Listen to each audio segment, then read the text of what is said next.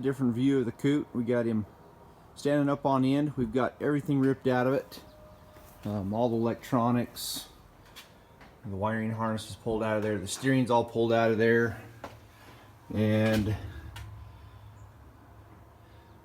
you'll see we've got work to do up through here.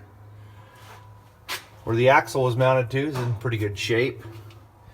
So we're gonna get the old tractor moved out of the way. We'll move the COOT back over to where he was staying at and start working on the rest of that rust. So let me get you all set up and we'll slide him over there.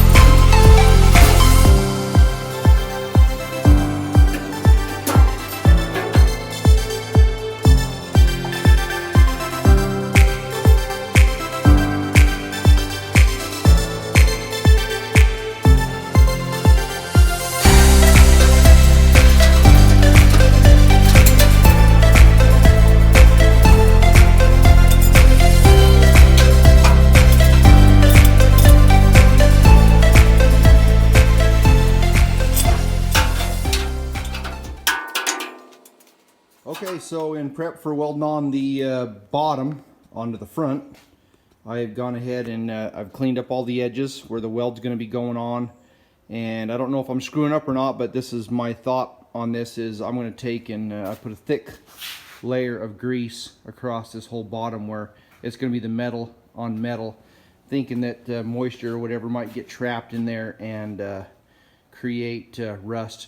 So I'm just trying to do whatever I can to prevent that. I'm going to spray some rust-preventing Rust-Oleum on the bottom side of this, clean those edges up, and then I'm going to go ahead and start welding this in.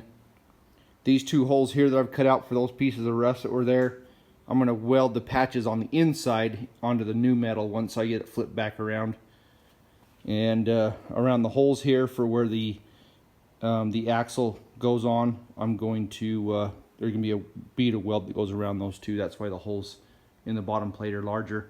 So let me get you set up and we'll throw some paint on there. I've got that all wiped down with some alcohol and it should be ready to go.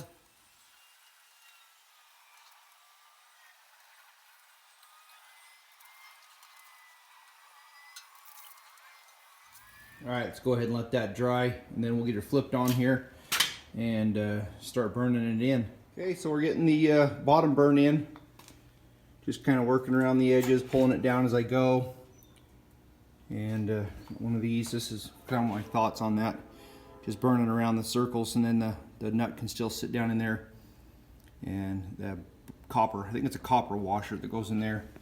So I'm just going to sit here and pound this out as I go. Kind of wrapping this down and around a little bit where it's just overhangs just a little bit, you can see there. Just tacking it and beating it into place and welding it in. Let's get it pounded out. Just like that, we've got the floor welded in on 3 sides. The holes around the bolt pattern right there are all welded in. And still got a lot of cleaning to do. This side's all welded in. There's still some thin spots where it burnt through here, right here on the corners. And still got to come in here and do a split there and a slit there and then fold this whole thing over. And that should, I've got some spots in here that are pretty bad, and bending this down should get us into some good material right there to weld into. And that'll weld it up ready for the axles to go back in.